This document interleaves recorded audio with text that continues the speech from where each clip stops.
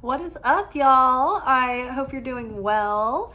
We're here for our anchor message for the week where we look into seeing what our spiritual assignments are.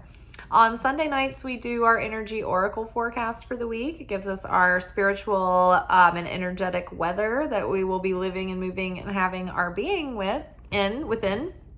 And then our anchor message sort of lets us know, like, what are our spiritual assignments this week from headquarters? So we pull from the wild unknown archetypes for the assignments.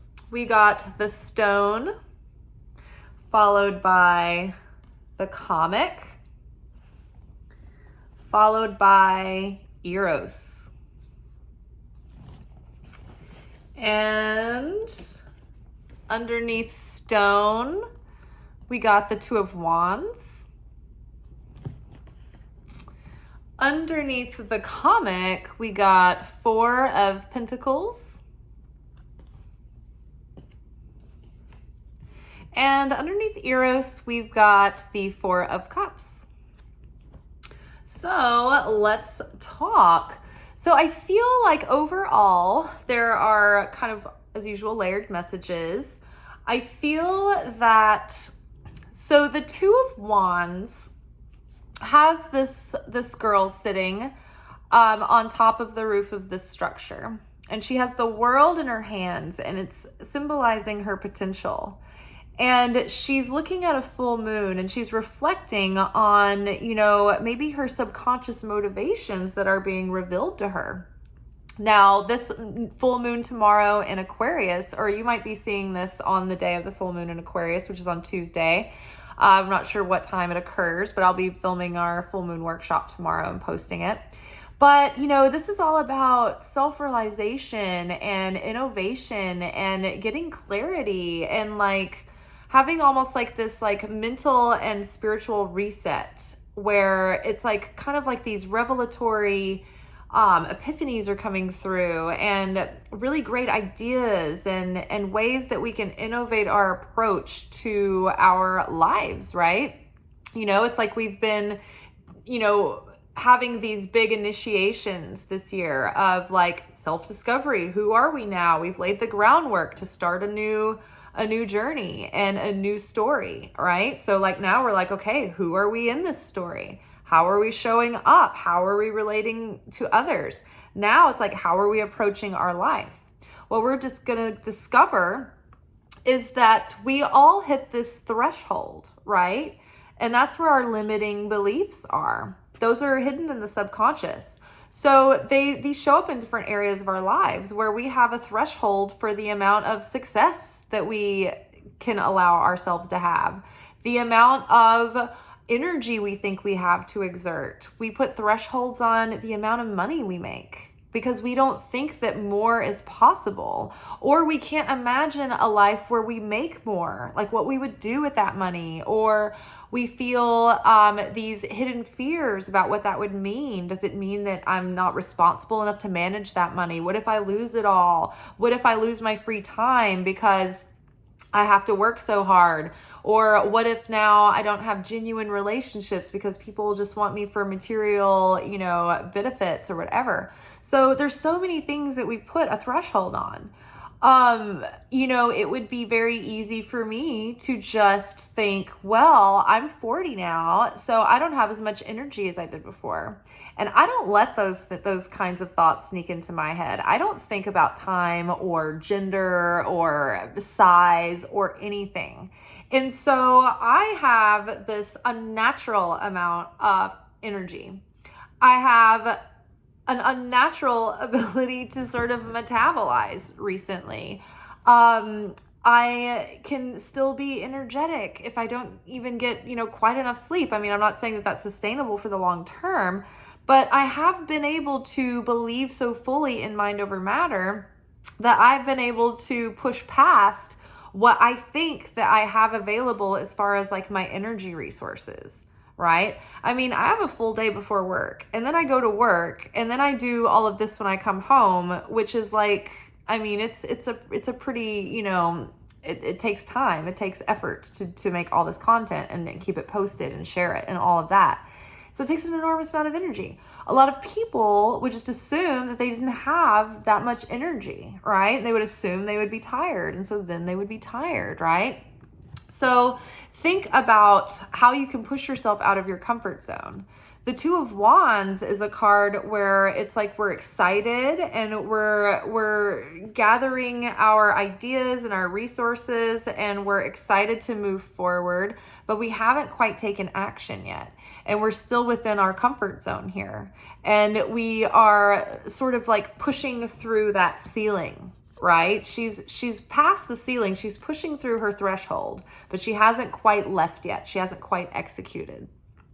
Now, in the 4 phases of creation, we're sort of in this state of creation. Phase 1 is like this passive desire. And so the other cards kind of hint around at that passive desire. It's like we haven't really fully gone for what we're wanting yet. The creation phase 2 is what we're trying to get into here. Creation phase 2 is when we're suddenly feeling really fired up and we're feeling really motivated and we're feeling really passionate. And so right now there may be a lackluster and we may have disconnected from our passion. And so because like the 4 of Pentacles is like this kind of controlling energy that is stifled. And controlling energy is coming from an idea or a belief or a consciousness of fear, lack, and doubt. So you don't have the trust to relax and surrender. You're attached. You're holding on. You're trying to control. Ironically enough, being attached pushes what you want away, and surrender actually draws it too.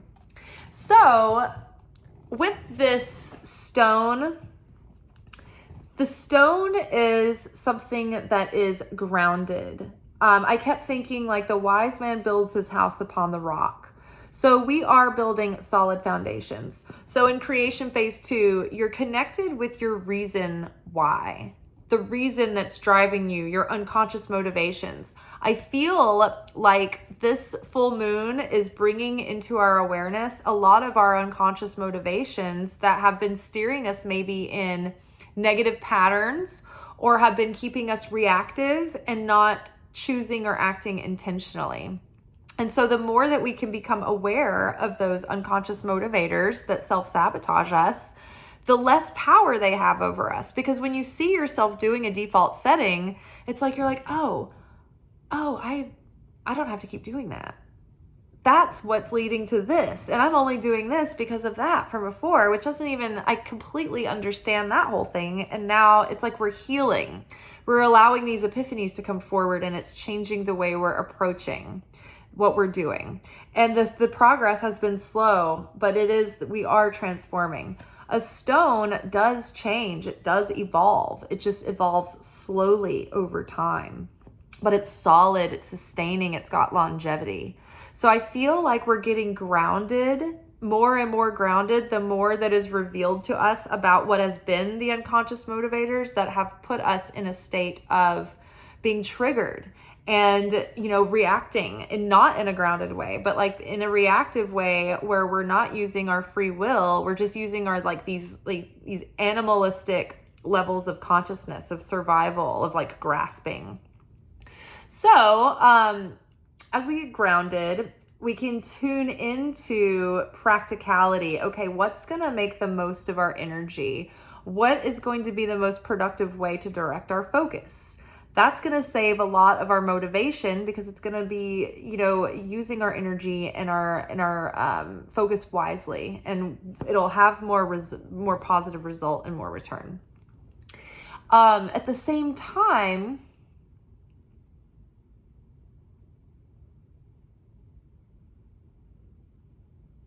we're making these wise choices. We're getting in touch with what is driving us in a positive way. Like why we want to do what we want to do to begin with, right? What is it about the career that you want that it's going to provide you? Like what parts of that are you finding fulfilling?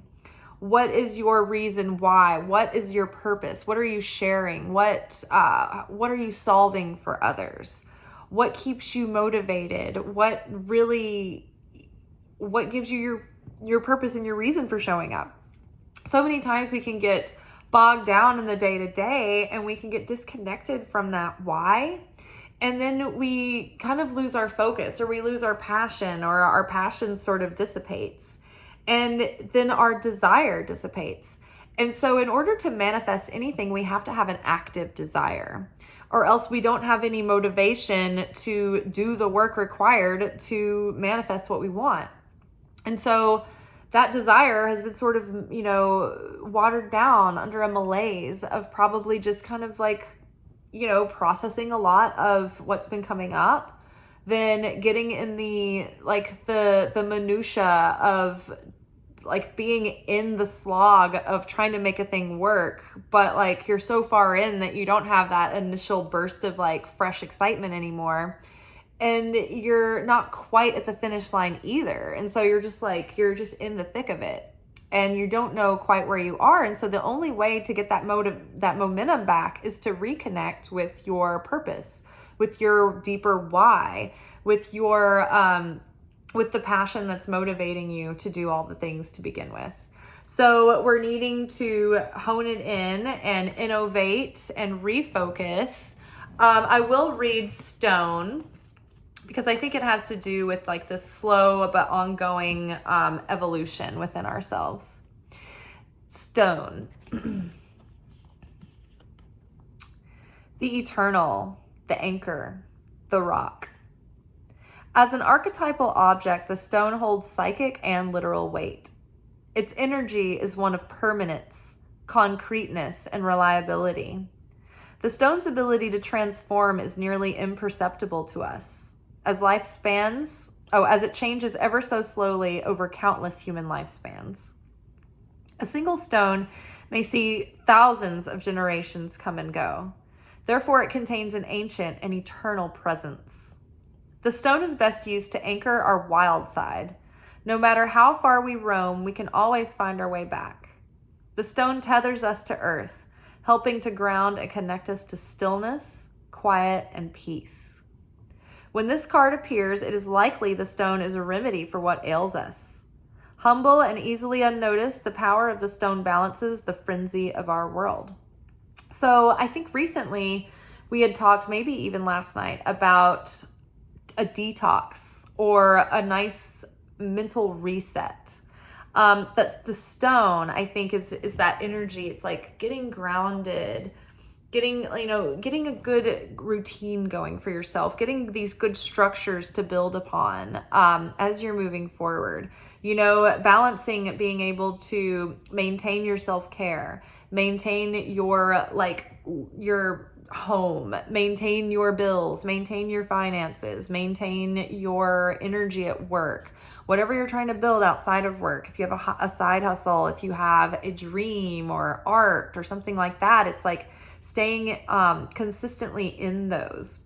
But yeah, you may need to do some things that seem mundane and unrelated. Like for me, when I have a good routine of like healthy sleep, I'm drinking plenty of water, I'm getting a good balanced diet, and I'm getting enough exercise, I'm keeping the house clean, I'm staying on top of like my things to do.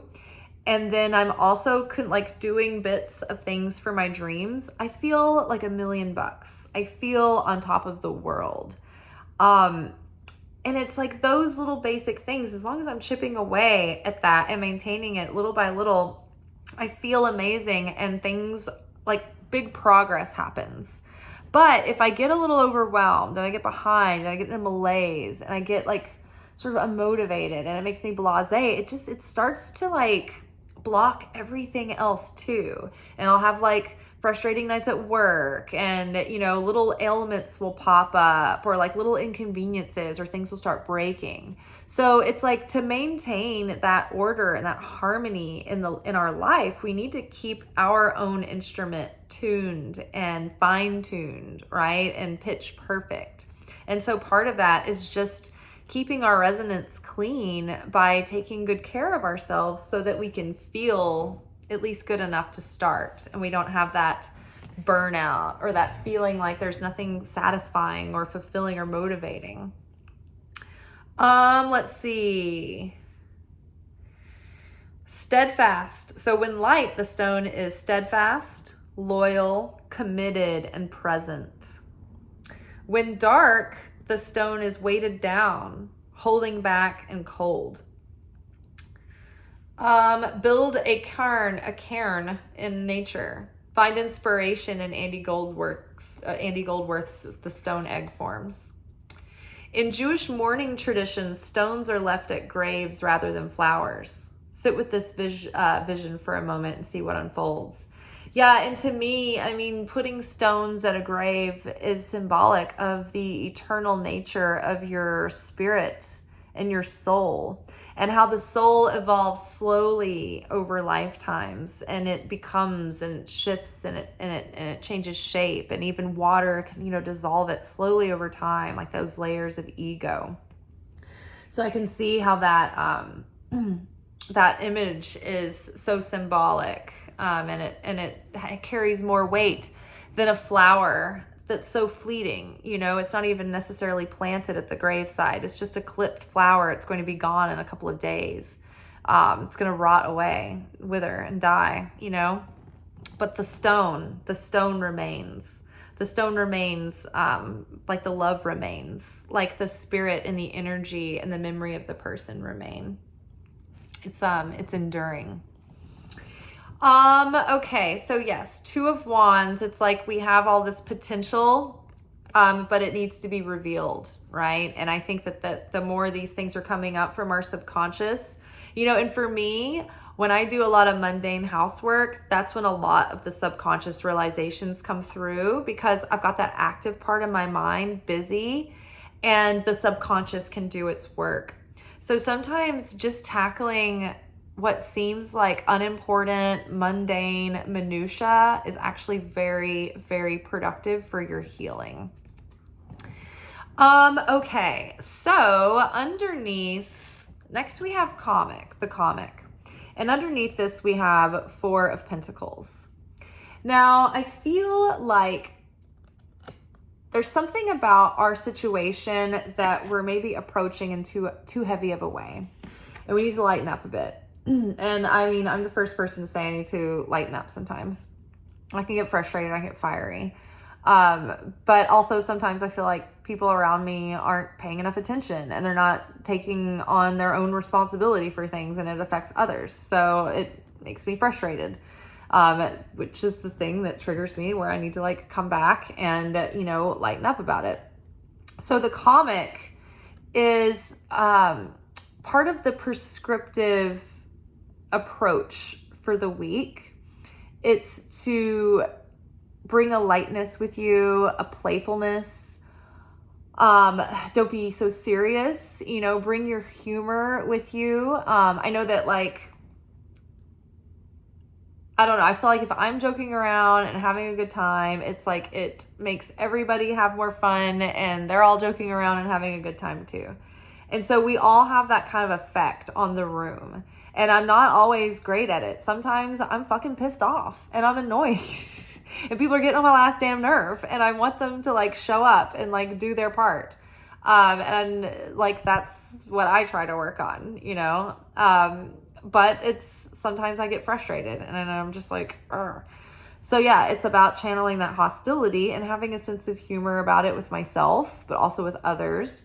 But when I'm in that state, I also have to be careful and mindful not to let my defense mechanisms turn my humor into sarcasm or into things that are passive aggressive or hurtful or damaging to someone else, right?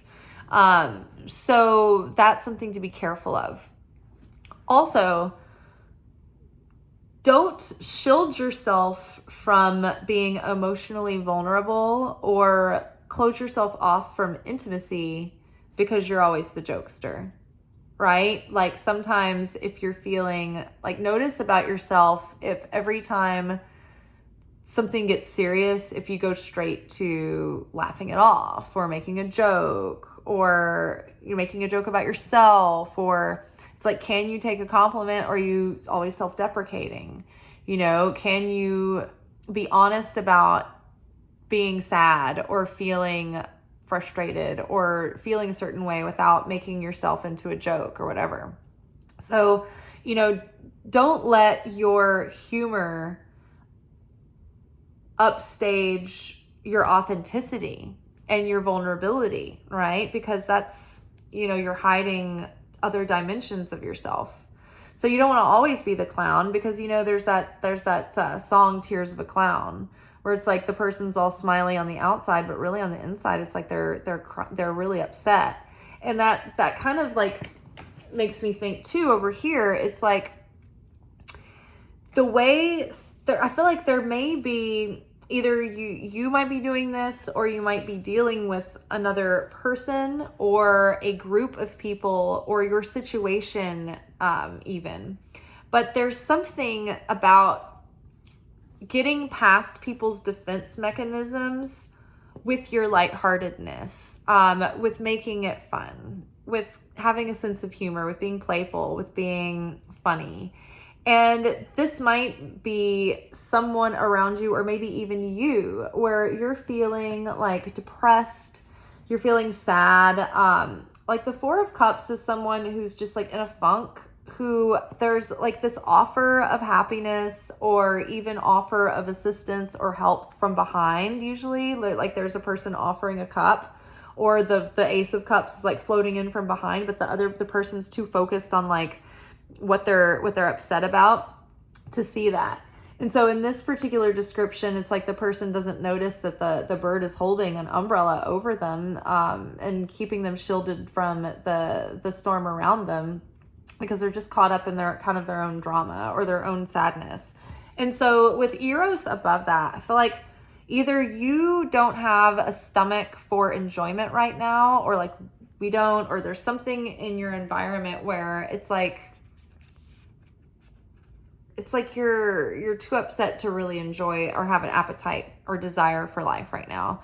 And so it's about restoking that lust for life, because without the desire, we can't draw really anything to us. We can't draw any fulfillment to us. Even if we get our manifestation, if we have no stomach or appetite for desire or fulfillment or pleasure, then we won't feel fulfilled even when we get the thing. So we can have what we always wanted and we can get the dream, but if we're in this funk, we're not even going to enjoy it or appreciate it. So first things first is to deal with what's going on inside that is causing this state of angst and dissatisfaction or sadness. Some of it may be trying to control or trying to keep control over a situation, which is making it even heavier, and it's making it harder, and it's making you feel more angst and anxiousness around it. Whereas if you let go and surrender and go have fun and joke around and put your mind on something else and approach your goal in a lighter way, without so much heaviness and pressure on it, then it will free up the energy a little bit for divine to work through, for the cosmic flow to come through and work through the situation. Let's see. And then, yeah, so Eros is all about, it's about love, it's about romantic love and passion, but it can also be a platonic love as well. It's like a lust for life, and it's a desire to connect with other, whether it be a person or art or music or food, or sharing those things with someone else and connecting around those things. It's about finding pleasure in other, right? Not just within the self, but it is about experiencing that with someone or something. In fact, I can read Eros. But then coupled with Four of Cups, it's like there's something, it's like we're not fully opening ourselves up to Eros right now because of our lack of like desire or depression or this like sort of like malaise or blasé. Or there might be others in your situation that aren't like joining in on your good mood because they're going through something difficult, and so maybe it's nothing personal against you. It's just because there's a lot of messages coming up recently about having patience and compassion for a situation that doesn't have the resources to give you what you want it to yet. So for like instance, a side hustle, you may be very frustrated that it hasn't yielded results, but maybe if you take a lot of the pressure off of it to take care of you and you just have more fun around it, then you'll release all of the negative feelings around that subject that's getting into your seed consciousness level, that's causing these toxic limiting thoughts that are creating chaos and static. Like you keep, by yearning for something that you don't have, unconsciously you're telling the universe like, I don't have this, I don't have this, I don't have this. Does that make sense? But by being in the eternal where time and space don't exist, it's like you have it in the now. You experience having it before the physical is there. Eros. Love as desire, eroticism, sensuality.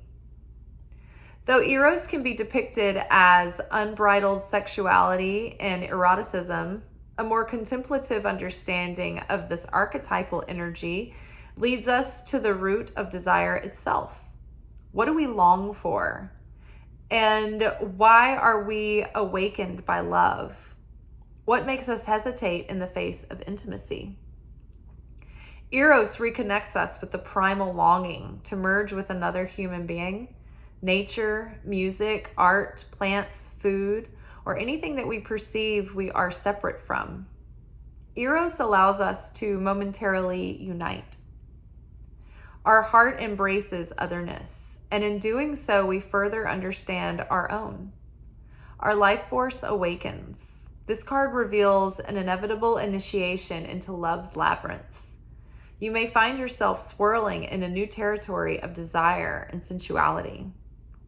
Explore the labyrinth with a curious and honest heart. And remember, though the way is circuitous, you are always being led toward its center. When light, passion, playfulness, sexual health. When dark, madness, projection, obsession. Plato reminds us that Eros can be experienced as platonic love. It is activated when we witness beauty and truth in the world, when our barriers are softened. The Hindu goddess Lalita, she who plays, can help activate Eros energy. She is also known as Kameshvari, Empress of Desire. So the order of the day is laughter. I love watching little clips of stand-up comics. That always gives me a lift in the middle of the day or the afternoon. Whatever your situation, whatever you're approaching, whether it be your job or friends or lovers or prospective lovers, goals, dreams, whatever it is right now, try to show up in a playful way, in a lighthearted way. Bring your humor to it. Not so much that you close yourself off to the intimacy, not so much that you use the humor as a defense mechanism or as a barrier, but just enough to like lighten the situation up, right? It'll help lighten you up as well. And it'll allow for more harmony and flow in the situation. It will help you also take your mind off of trying to keep a white-knuckled grip of control It's only ever an illusion anyway, and it really holds you back from getting what you want. So yeah, I feel like lighthearted approach to turning ourselves on for life again. Get that desire and that lust for life stoked, because without that appetite, we really don't have any magnetism. It's the desire that builds that momentum. And without it, it's like, I don't know, things slow down. They pitter away, or they piddle out. All right, you guys. Well, that is all for today and tonight. I will see you tomorrow for our full moon workshop. And depending on if I can get that uploaded before work, we might have our Oracle manifestation forecast as well. All right, you guys. I'll see y'all tomorrow. Ciao.